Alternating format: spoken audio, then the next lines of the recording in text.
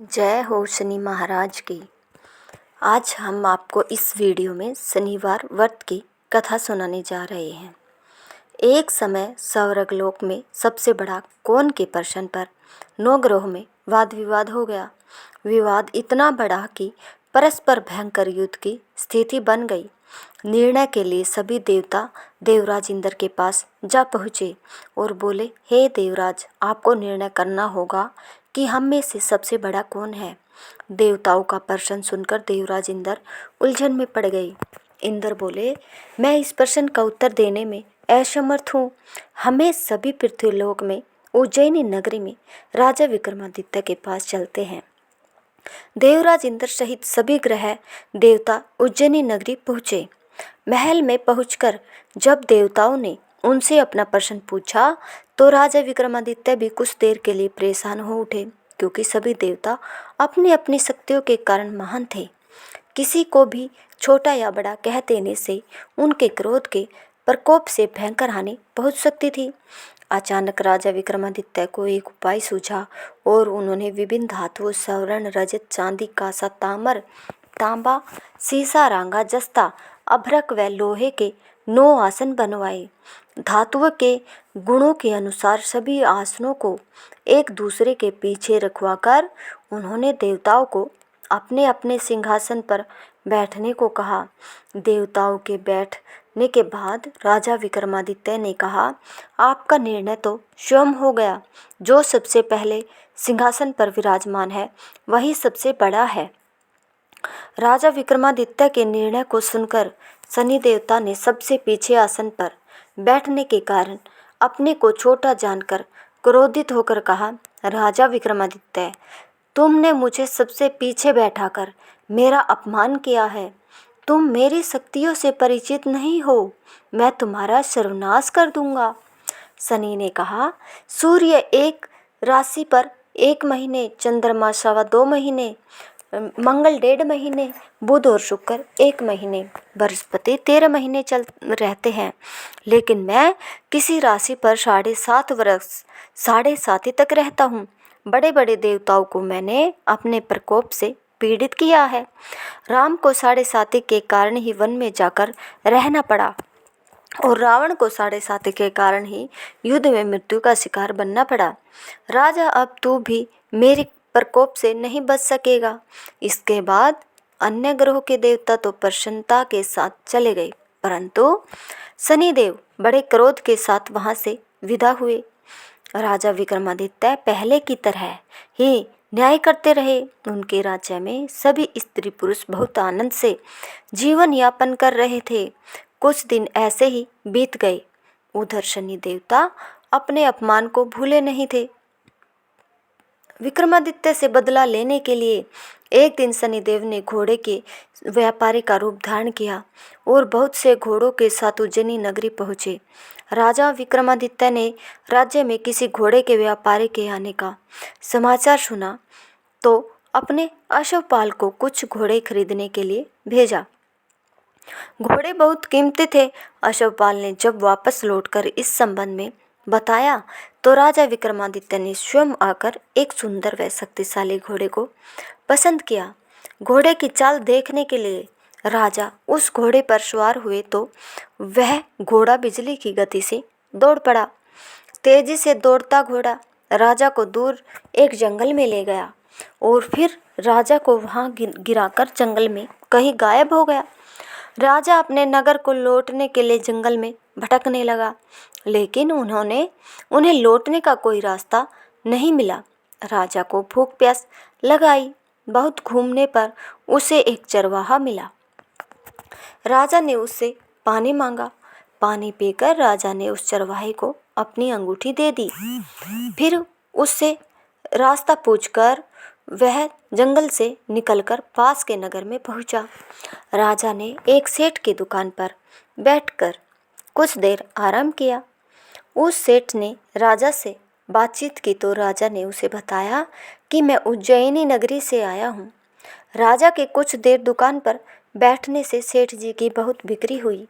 सेठ ने राजा को बहुत भाग्यवान समझा और खुश होकर उसे अपने घर भोजन के लिए ले गया।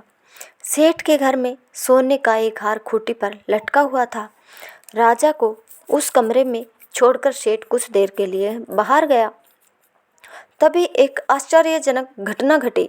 राजा के देखते देखते सोने के उस हार को खूंटी निगल गई।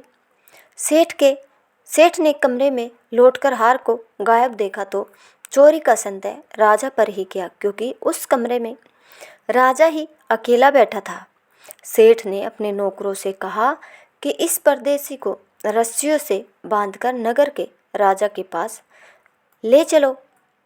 राजा ने विक्रमादित्य से हार के बारे में पूछा तो उसने बताया कि उसे देखते ही देखते खूंटी ने हार को निगल लिया था। इस पर राजा ने क्रोधित होकर चोरी करने के अपराध में विक्रमादित्य के हाथ पांव काटने के आदेश दे दिए। राजा विक्रमादित्य के हाथ पांव काटकर उसे नगर की सड़क पर छोड़ दिया गया। कुछ दिन बाद एक तेली उसे उठाकर अपने घर ले गया और उससे अपने कोल्हू पर बैठा दिया। राजा आवाज देकर बैलों को हाँकता रहा। इस तरह तेली का बैल चलता रहा और राजा को भोजन मिलता रहा।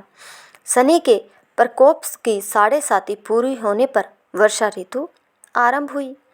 राजा विक्रमादित्य एक रात मेघ मल्हार गा रहा था कि तभी नगर के राजा की लड़की राजकुमारी मोहिनी रथ पर सवार उस तेली के घर पास से गुजरी।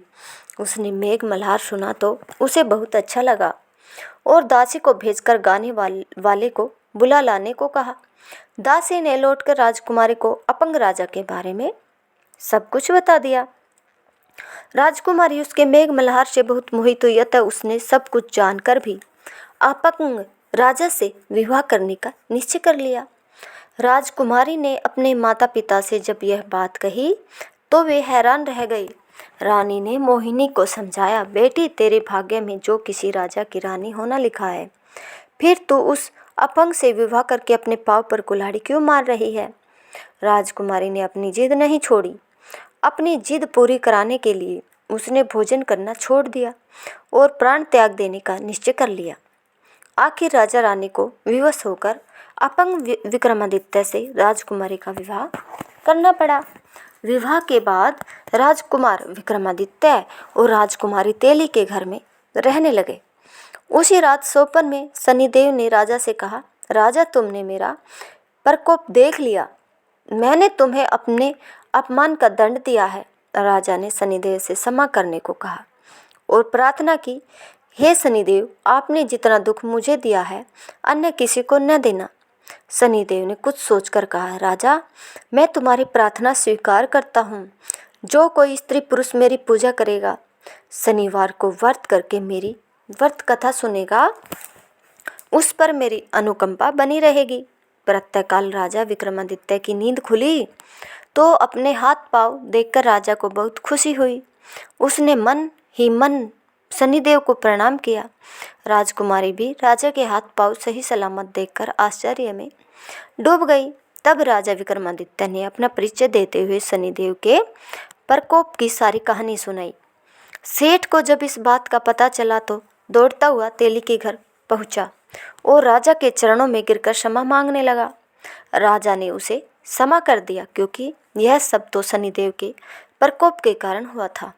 सेठ राजा को अपने घर ले गया और उसे भोजन कराया। भोजन करते समय वहाँ एक आश्चर्यजनक घटना घटी। सबके देखते देखते उस खूंटी ने हार उगल दिया। सेठ जी ने अपनी बेटी का विवाह भी राजा के साथ कर दिया और बहुत से स्वर्ण आभूषण धन आदि देकर राजा को विदा कर दिया। राजा विक्रमादित्य राजकुमारी मोहिनी और सेठ की बेटी के साथ उज्जैनी पहुँचे तो नगरवासियों ने हर्ष से उनका स्वागत किया। अगले दिन राजा विक्रमादित्य ने पूरे राज्य में घोषणा कराई कि शनिदेव सब देवों में सर्वश्रेष्ठ है। प्रत्येक स्त्री पुरुष शनिवार को उनका व्रत करे और व्रत कथा अवश्य सुने। राजा विक्रमादित्य की घोषणा से शनिदेव बहुत प्रसन्न हुए। शनिवार का व्रत करने और व्रत कथा सुनने के कारण सभी लोगों की मनोकामनाएं शनिदेव की अनुकंपा से पूरी होने लगी। सभी लोग आनंद पूर्वक रहने लगे। अगर आपको हमारी यह कथा पसंद आई हो तो प्लीज़ हमारे चैनल को लाइक शेयर सब्सक्राइब ज़रूर करें। धन्यवाद।